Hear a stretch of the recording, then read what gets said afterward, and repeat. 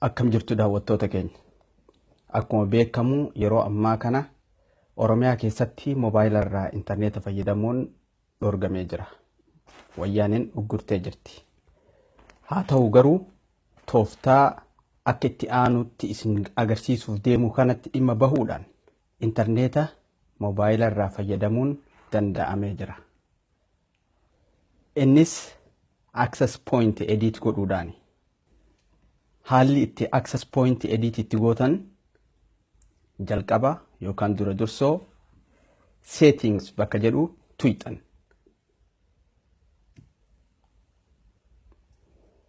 Yeroo settings tuqxan kanatu isinii baha.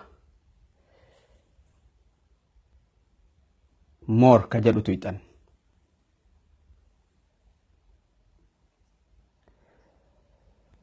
More ka jedhu erga tuqne booda ammas mobile networks bakka jedhu kana tuqna.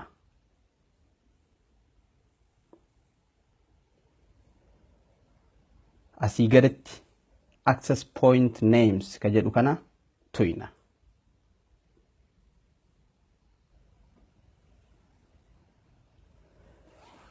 Akkuma argitan access pointiin amma dura moobaayila irra jiru armaan gaditti isinii tarraa.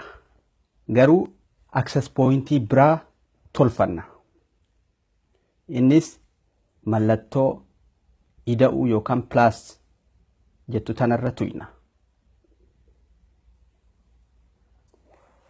Amma akkuma argaa jirru edit access point irra geenye jirra jechuudha.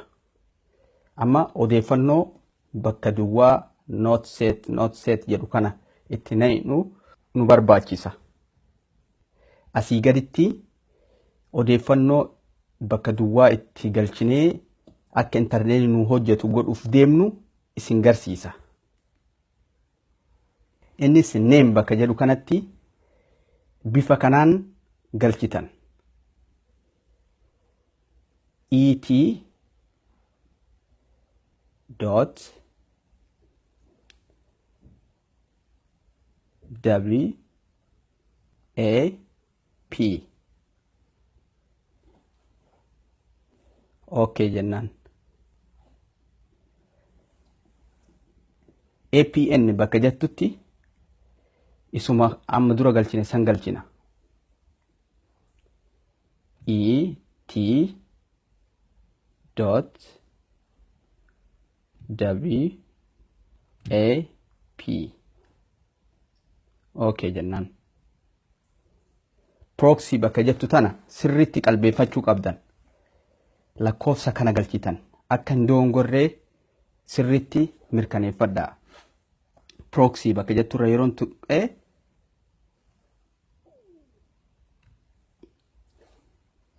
kudhan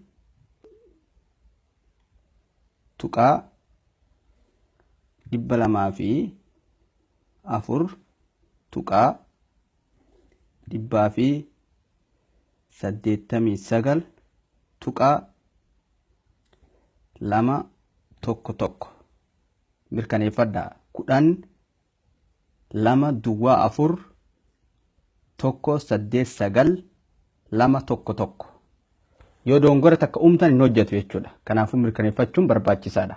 Okay jennaan san booda. Amma port bakka jettuur argitan. Porti kanarra tuqnee 9,028 goona. 9,228 kanas mirkaneeffadhaa. Achi booda authentication ka jedhu kana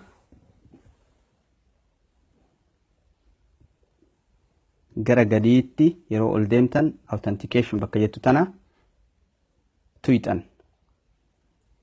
Isii tana PAP or CHAP ka jedhu kana isarra godhuu qabdan. Kan dhumarra jiru kana jechuudha. Bifa kanaan.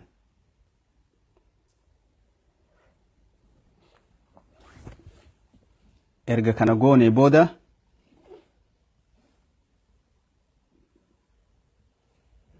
bakka mallattoo tuqaa sadii gama harka mirgaatiin jirtu sanarra tuyinee save jennaan. Save erga jenneenii booda asirratti nuu baha jechuudha. Amma ETWAP ka jedhu kana bakka inni jiru barbaanne irratti tuyinee ET.WAP ka jedhu filanna. Eega kana galchine booda hojjechuu danda'a.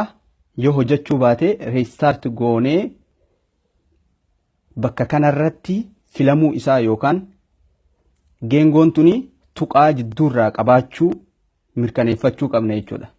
Bifa kanaan mobaayila keessanirraa intarneeta fayyadamuun ni danda'ama. Haalli itti access pointii jijjiiruudhaan mobaayila keessanirraa Oromiyaa keessatti intarneeta irraa fayyadamtan akka isinitti garsiise kana fakkaata ture. Ani kan bifa kanaan isinitti garsiisaa ture Farhaan Abdusalaamii. Nagayaan tura.